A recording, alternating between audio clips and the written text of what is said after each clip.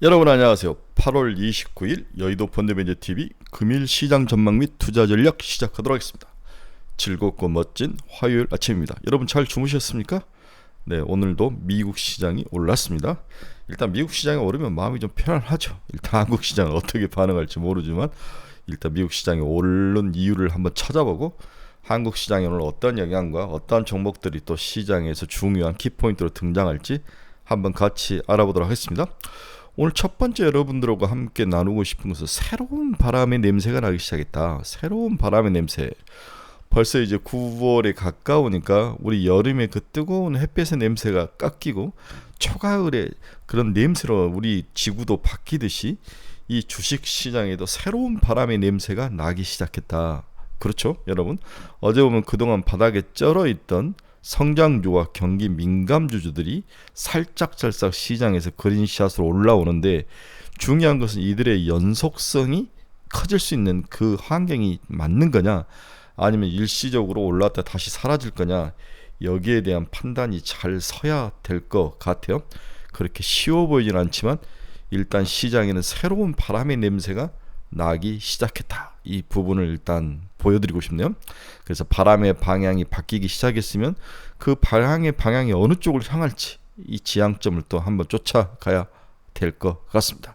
새로운 바람의 냄새를 맡고 어느 방향으로 쏠릴지를 알아보는 그런 의미 있는 날이 되기를 바랍니다. 자, 분석 시작하도록 하겠습니다. 구독, 좋아요 많이 눌러주십시오. 네, 오늘 아침에 끝난 미국 시장 주가치를 보면 다우는 0.61% 하락, 나스닥은 0.8% 상승이죠. 0.61% 상승. 나스닥은 0.8% 상승. S&P 500은 0.63% 상승. 뭐 이렇게 대꾸받고 심하게 올랐다 다시 뭐 단타로 쳤다 올렸다 쳤다 그런 막판에서 올렸는데 하루 일과 중에도 이렇게 변동성이 심한 그런 날들이다. 우리나라랑 비슷한 모습인데 우리나라도 이렇게 좀 오르면 이익 실현 차원, 빠지면 다시 뭐 바닥은 견고하다고 생각하고 박스권으로 보고 단기 단타를 하는 그런 모습들이 많이 나타나는데 미국도 이런 모습이 강한 하루였다 이렇게 볼 수 있네요. 네, 금융시장 키포인트 한번 봅시다. 미국 휘발유 가격 연초 대비 20% 상승했다. 인플레 우려가 굉장히 강하죠. 네, 비트코인 거래량이 2019년 이후에 최저이다. 네, 비트코인의 역할과 그 노래에 대한 뭔가 좀 문제가 있는 것 같아요.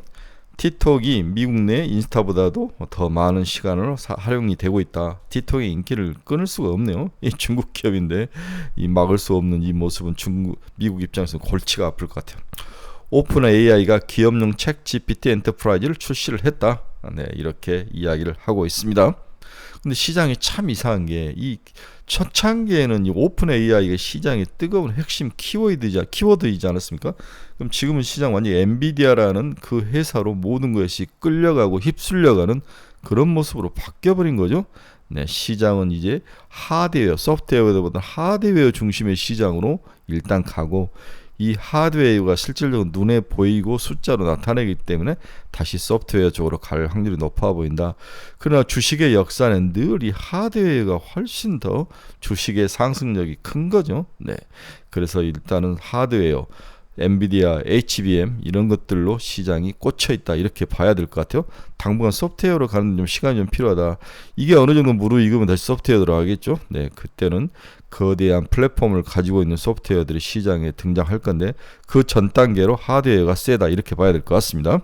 자, 오늘 시장에 오른 가장 큰 이유가 이거죠. 미국과 중국이 수출 통제 정보 교환 플랫폼의 신설에 합의를 했다.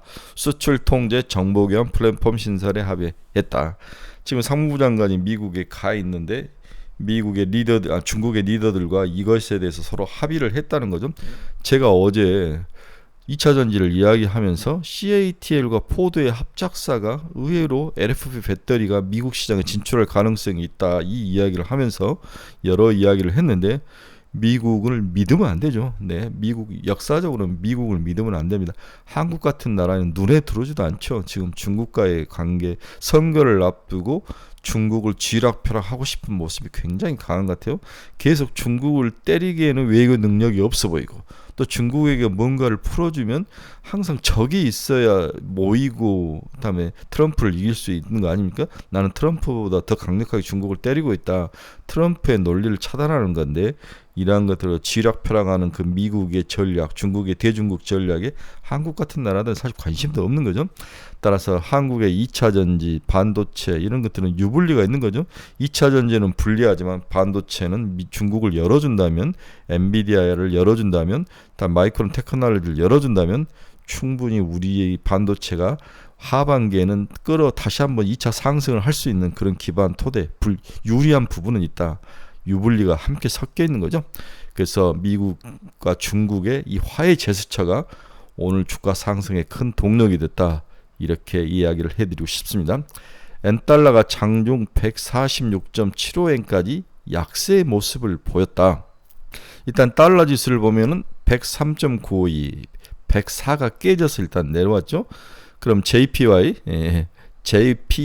일본 JYP라고 자꾸 JPY 일본 엔화는 146.51 엔화까지 엔화가 약세인 모습을 보여주고 있습니다. 이건 미국이 의도적으로 일본을 살려주기 위한 이스큐스 상황이다. 이렇게 봐야 될 것 같아요. 미국의 이스큐스가 없이 일본이 엔화 약세를 저렇게 몰고 가기는 힘들 겁니다. 기시다를 좀 살려주고 경제를 좀 살려주고 싶은, 중국을 죽여놓으면 뭔가가 또 미국은 필요한 건데, 친구가 필요한 건데, 일본을 살려주고 싶은 미국의 그 전략 중에 하나가 엔화 약세에 대한 용인이었다. 자, 코리아 원은 1324주. 우리는 또 반대로 좀 강세의 모습을 띠는 거죠. 네, 우리는 소폭 강세의 모습을 가고 있습니다. 위안화는 어떻게 될까요? 위안화를 보면 위안화는 여전히 약세를 띈 이후에 양세를 띈 이후에 옆으로 기는 모습이죠. 1달러당 7.29 위안까지 약세의 모습을 보인 상황이다. 이렇게 글로벌적으로 미국의 전략에 따라서 환과 환율의 움직임이 다르게 방향을 움직인다. 이게 전부 주식시장과도 연관이 되는 거죠. 일본은 수출이 잘 되고 반대로 위안화 약세로 의해서 외환화 약세로 밖에 나가 있던 엔화가 자국으로 들어오면서 주식이 상승하는 게 포인트이고, 우리나라는 적절한 강세가 좀 필요하다. 그런데 적절하게 지금 강세로 가고 있고, 다음에 위안화는 의외로 자국들의 수출 이런 것들을 독려를 해야 되기 때문에 살짝 또 약세로 열어가는, 또 정치적으로 약세로 갈 수밖에 없는 환경, 이러한 것들이 열려 있는 그런 상황이다. 따라서 어느 게 유리하고 어느 게 불리할지 모르는 매우 복잡하고 얽히고 설켜 있는 컴플리케이트한 그러한 환율 전쟁이 지금 시작되고 있다. 이미 진행 중이다. 이렇게 이해를 하셔야 될 것 같아요. 골드만삭스가 BOJ 비둘기파 유지시 엔달러는 155엔까지도 올라갈 것 같다. 엔화 약세에 대해서 경고를 좀 했습니다. JP모간 연준 향후 몇 차례 금리 동결 가능성이 있다. 뭐 앞으로 3번밖에 안 남았는데 뭐 몇 차례가 있겠습니까? 저는 3번 다 동결할 가능성이 높아 보인다라고 저는 배팅을 하고 싶네요. 네, 베네수엘라와 뭔가 미국이 합의를 하고 문제를 해결하는 과정이 있는 것 같은데, WTI가 80달러를 다시 회복하는 그런 모습, 많이 오르지는 않았지만 상징적인 의미 80달러를 회복한 모습을 보였습니다. 금 가격 한번 볼까요? 0.42% 상승해서 1948달러. 네, 미 국채금리는 소폭 하락을 했습니다. 2년짜리는 1bp 하락을 했네요. 5.046. 미 국채 10년짜리는 4.206으로 3.8bp 하락. 금리가 2년짜리가 5%를 찍고 3년짜리가 4.2, 4.3에 오르니까 일단 스탑한 모습을 보이는데 안심할 단계는 아니다. 그렇죠? 테슬라는 주가가 하락을 했습니다. 0.17% 하락, 238달러. 특별한 이유가 발견된 거나 뉴스로 나와 있는 건 없습니다. 애플은 0.63% 상승. 애플이 계속 핸드폰 1위부터 5위까지 전부 애플 제품이다, 이런 기사도 나오는 것 같아요. 삼성전자는 9위까지 쳐져 있는데 우리 갤럭시 정말 문제입니다. 어떻게 해야 될지 모를 것 같아요. 삼성전자 참 큰 문제입니다. 엔비디아는 1.26%. 미중의 화해 분위기가 엔비디아의 주식을 끌어올렸다. TSMC 0.77%, 마이크론 테크놀로지 2.39%. 이렇게 세 개가 올랐다. 이렇게 봐야 될 것 같아요. 우리나라는 우리나라 반도체는 불리하냐 유리하냐인데 저는 개인적으로 불리하지는 않을 것 같다. 미중 화해가 된다면 한국 반도체 기업들에게도 어느 정도 수혜는 올 것이다. 이렇게 보는 거죠. 네, 2차 전지는 좀 불리할 확률이 높아 보입니다. 메타 플랫폼스는 1.37% 상승하면서 끝이 났습니다. 노블록스 1.08% 상승. 비트코인은 25,000달러까지 하락한 상황에서 옆으로 기고 있는 모습이죠. 네, 이번 뭐랄까요, 금리 상승, 인플레이션 상승 기간, 또 인플레이션 하락, 뭐 여러 엎치고 덮친데 특히 이제 크레딧 리스크가 발생을 했을 때 우리가 비트코인이 제 역할을 하면 가격이 증가할 거로 봤는데 전혀 비트코인이 그 역할을 하지 못했다. 그만큼 크레딧 리스크, 기업과 국가의 크레딧 리스크가 생각보다 심각하지 않았다. 하나하고 두 번째, 과연 비트코인이 그럴 때 정말 역할을 해줄 수 있는 거냐, 이 부분에 대해서 스크래치가 났다, 이렇게 이해를 해야 될 것 같아요. 이제 어제 주식시장에서 우리가 느끼는 거 하나가 바람의 방향이 바뀌기 시작했다. 그렇죠? 2차 전지, 반도체 중심의 그 시장에서 약간 하루이지만 바람의 방향이 바뀌기 시작했다. 가을 냄새가 나는데 과연 어느 쪽으로 바람의 방향이 바뀌었는지 한번 보는 거죠. 첫째, 바람의 방향이 지속적으로 바뀔 연속성이 있는 거냐. 두 번째, 어느 업종, 어느 종목으로 바람이 쏠려가는 거냐. 이게 이제 우리의 관심사인 거죠. 한번 같이 뒤져보도록 하겠습니다. 전일 한국 시장에서는 소재, 산업재 주가 모두 양호했는데 중국 부양책 영향도 있었지만 싸고 수급이 비어있고 밸류에이션 측면에서 금리 상승에 대한 부담이 덜한 업장으로 자금이 이동한 영향도 있을 것으로 보여진다. 건설, 조선, 기계 강세가 이에 부합한 종목이었다. GS건설의 10개월 영업정지 환기가 확정되면서 영업정지 확정됐죠. 오히려 불확실성 해소격으로 주가가 올랐고, 현대건설은 미국의 SMR 개발사와 협력 소식에 온전 테마까지 붙으면서 현대건설이 7.9% 상승하면서 마감을 했다. 그래서 오늘은 현대건설 한 번 더 오를 가능성이 있는데 이 연속성이 과연 추가로 갈 거냐, 뭐 이런 건데, 그래도 건설주에 살만한 종목이란 현대건설과 삼성전자 이런 정도이다. 조선 기계는 두산의 에너빌리티가 온전주로 엮이고 있지만 바텀업 이슈 이에는 특별함이 없음에도 급등을 했다. 결국 최근 낙폭이 컸고 증시 센티가 개선되었는데 나름 현재 탑다운 측면에서 팩터도 들어맞으니 기술적으로 급반등한 것으로 판단이 되고 있다. 그렇죠? 이제 사람들이 이제 2차 전지와 반도체 좀 신물이 나고 뭔가 새로운 걸 찾는 거 보면은 바닥에 좀 깔려 있고 또 증시 센티가 좀 개선되는, 이제 이 정도면 다 조정을 받았다. 이제 새로운 뭔가 너무 쩔어 있는 것들을 찾는데 이 종목들이, 이 섹터들이 운 좋게 맞아 떨어졌다는 거죠. 참고로 지난주 조선업이 전체 업종 중 가장 부진했고 외인은 12주 연속으로 조선업종을 순매수한 그런 상황이었다. 외인들은 경기 민감주를 투자하고 있었다는 거죠. 여기에 조선과 기계가 맞아 떨어졌다라고 시장은 볼 수 있습니다. 문제는 이러한 새로운 바람이 오래 지속될 수 있는 이 연속성에 대해서 아무도 장담을 할 수 없는 거죠. 이게 가장 큰 문제 중에 하나다. 어제 시장은 중국의 리오픈주에도 살짝 냄새가 그쪽으로 간 거죠. 중국 증시 부양책 발표도 있었지만 일본이 중국 내 반일 확산에 대한 유감을 표명하면서 우리나라가 반사수혜를 받은 것으로 보여진다. 중국 실물경제 인바운드 너나 할 것 없이 상승을 했죠. 네. 아모레퍼시픽, FNF, 호텔신라, 롯데관광개발, 대형 유통주는 장 초반 상승폭이 컸지만 차익 실현 매물 출회되는 양상을 보이면서 가라앉았죠. 네. 그래서 롯데관광개발에 대한 추가 상승은 일단 있는 것으로 보인다. 저는 25,000원까지 보는 거죠. 대한유화, 롯데케미칼, 고열연 아연 등 경기 민감주들, 아연주는 경기 민감주는 하지만 롯데케미칼 화학주들이 바닥에서 치고 올라오는 모습이 보였다. 오늘 이틀 더 봐야 되죠. 과연 이들이 치고 올라올 이유는 경기가 바닥을 치고 올라온다. 중국도 이제 어느 정도 크레딧 리스크가 봉합이 되면서 다시 경기적인 측면에서 바닥을 치고 올라올 거냐, 여기에 대해서 배팅을 하고 있는 것 같은데, 일단은 저평가와 외국인들이 꾸준히 이런 경기 민감주를 사고 있다는 사실을 좀 기억을 하시면서 관심 있게 봐야 될 것 같아요.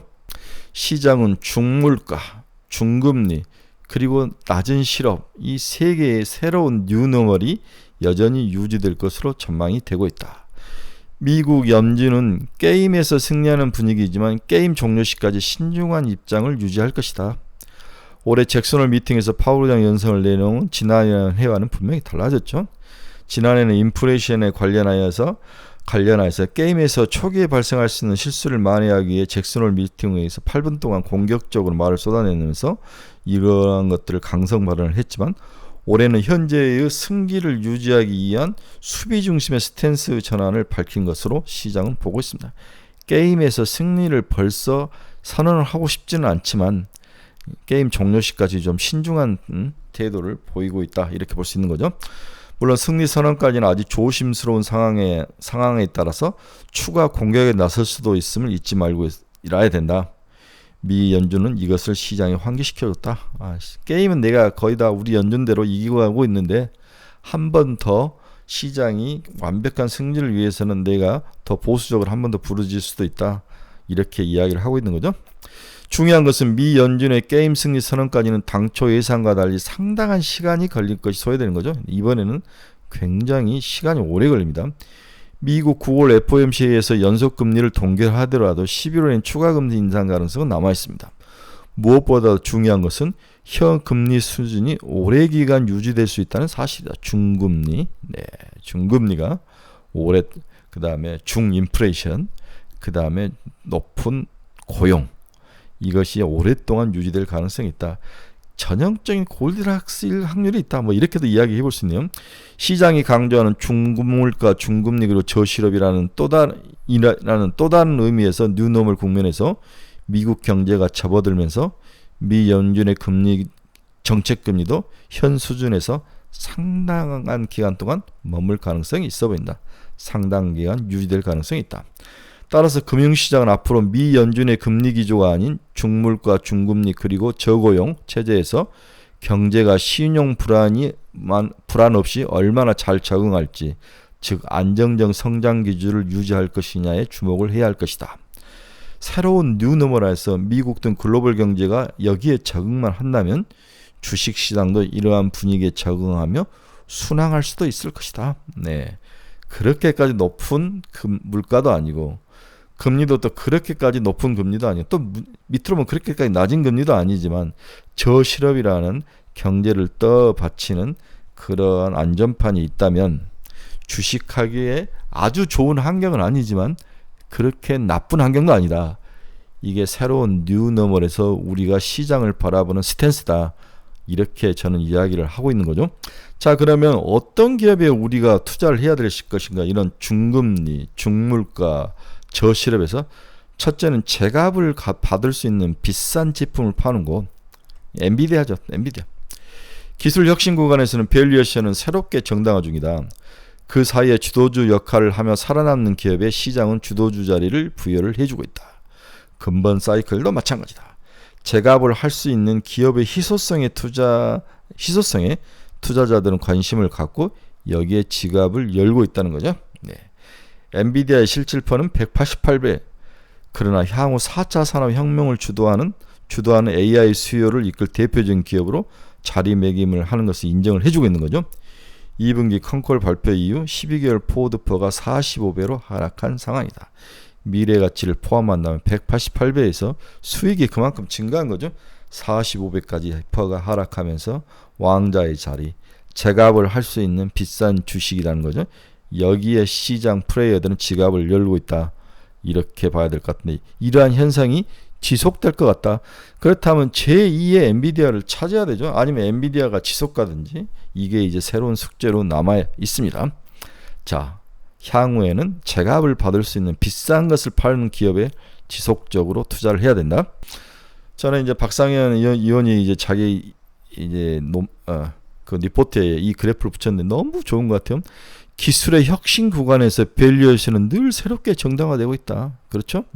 4차 산업혁명, PC 대중화, 니프티 50, 대공황 산업혁명 이럴 때 새로운 P 레이쇼가 정당화되고 있고 주가가 오르는 모습을 보여주고 있다. 참 좋은 그래프입니다. 한번 붙여놓고 보시기 바랍니다. 두 번째는 실적 방어력이 높은 기업이다. 실적 방어력. 연준이 연내 추가 긴축 가능성을 배제하지 않는다면 투자자들은 방어력이 높은 기업을 찾을 가능성이 높아 보인다. 금리 레벨업 이후 증시는 부담을 느끼기 시작하고 있다. 경기 민감 업종 대비 방어 업종의 상대 강도가 올해 3월 이후 처음으로 관찰되고 있다. 연착륙에 대한 기대감이 남아있기에 약세장 진입까지는 바라보지는 않겠지만 당분간 보수적 접근 전략이 필요해서 경기 방어력, 그 다음에 금리 인상의 방어력을 가진 기업, 살짝 경기 침체가 있는 것도 방어할 수 있는 그런 기업, 이런 기업의 시장들은 또 반응을 하고 주식을 사고 있는 거죠.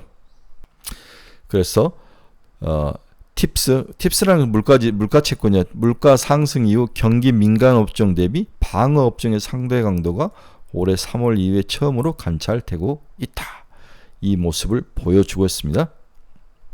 자, 향후에는 값비싼 걸 파는 거, 엔비디아 같은 것들은 지속적으로 갈 것 같고, 또 경기의 어떤 방어적인 역할, 경기 침체라든지 금리 상승에도 이길 수 있는 그런 디펜시브한 그러한 종목들이 시장에 올 연말로 갈수록 찾을 것이다. 여기에 배당주들이 좀 포함될 수도 있는 거죠. 네, 이러한 것들을 좀 알고 자기의 전략을 잘 세우는 데 도움이 될 것 같아요. 약간의 바벨 전략이죠. 한쪽은 기술주, 하드웨어, 글로벌 아주 세상 변화에 민감한 주를 담고 한쪽은 경기 방어주를 담는 이 전략. 이게 우리들이 많이 쓰는 바벨 전략이 상당히 유효하다. 이 이야기를 큰 그림을 그려놓는 거죠. 자, 오늘 시장 결론 한번 봅시다. 시장의 바람이 바뀌고 있다는 것에 약간의 의구심은 들지만 기대감도 존재한다. 새로운 바람의 특징은 저평가 종목과 경기 민감주를 찾고 있다. 저평가는 그동안 2차전지 반도체에 가려진 종목들을 말하며 경기 민감주는 조선, 기계, 화학 등을 말한다. 여기에 중국발 리오픈주도 저평가주로 포함이 될 수가 있다. 그러나 금요일 아침에 끝난 미국 주식시장 여전히 반도체 등 성장주가 강세를 보이는 모습을 나타내고 있죠. 개인적으로 경기 민감주와 저평가주는 오래가지 못할 것으로 전망돼 투자를 하는데 좀 주의가 필요하다. 특히 미중 화해 분위기가 지금보다 강하게 몰아친다면 전기차, 2차 전지는 중국 기업들이 미국에 침투 가능성이 있기 때문에 주의를 해야 된다. 그리고 반도체와 첨단 제품의 규제 완화는 우리나라의 기업들에게 어느 정도 바람을 숨 쉴 수 있는 공간. 따라서 하반기에는 3분기, 4분기에는 반도체가 다시 한번 시장을 리딩할 가능성은 충분해 보인다는 거죠. 우리 시장은 연말로 갈수록 내년에 대한 기대감과 경기 침체라는 두 마리를 토끼를 잡기 위해서 결국 성장주에 대한 의존이 높아질 것이다.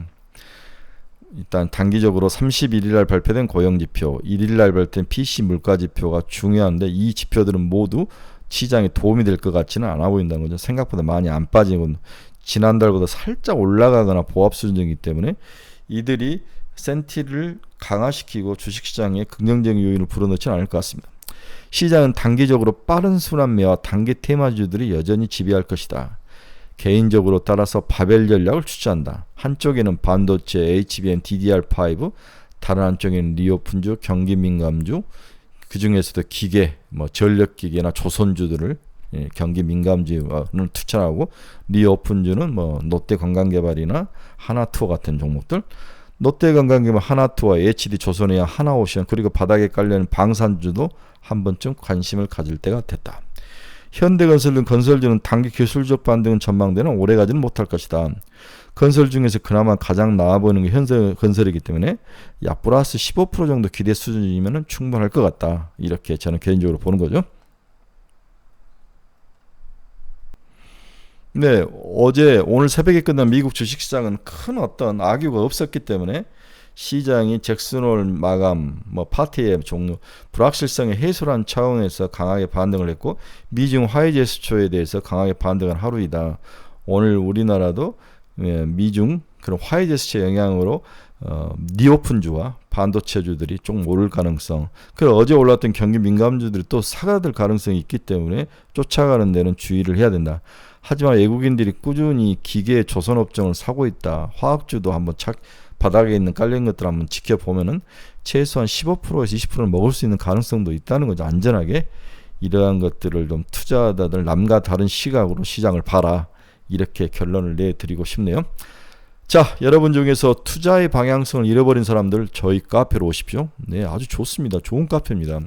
그리고 가지고 있는 종목에 대해서 상담이 필요하십니다. 저희 카페로 오십시오. 그리고 매일매일 관심 종목, 그 다음에 투자하고 싶은 종목들을 추천해 놓으니까 저희 카페로 오십시오. 고민을 여기다가 종목들을 많이 이야기하시면 제가 친절하게 답을 다 달아드립니다. 즐거운 화요일이 아침입니다. 미국 시장이 좋았기 때문에 어제 좋은 분위기가 오늘도 이어갈 가능성이 높아 보이죠. 하지만 어제 오른 종목들에 대해서 이익 실현 물량이 또 나올 가능성이 있지만 지속적으로 장은 꺾일 것 같지 않기 때문에 박스권의 이제 중간을 넘어서 상단으로 다시 이제 진입하는 과정이다. 박스권 상단을 260 정도를 보고 플레이를 하시면 될 것 같습니다. 너무 쫄지 마시고. 자, 여러분 중에서 이제 뭔가를 사야 되고 고민되시는 분들 있죠? 네, 저희 카페로 오시면 제가 친절히 답을 해드리겠습니다. 여러분 감사합니다. 내일 아침에 뵙도록 하겠습니다.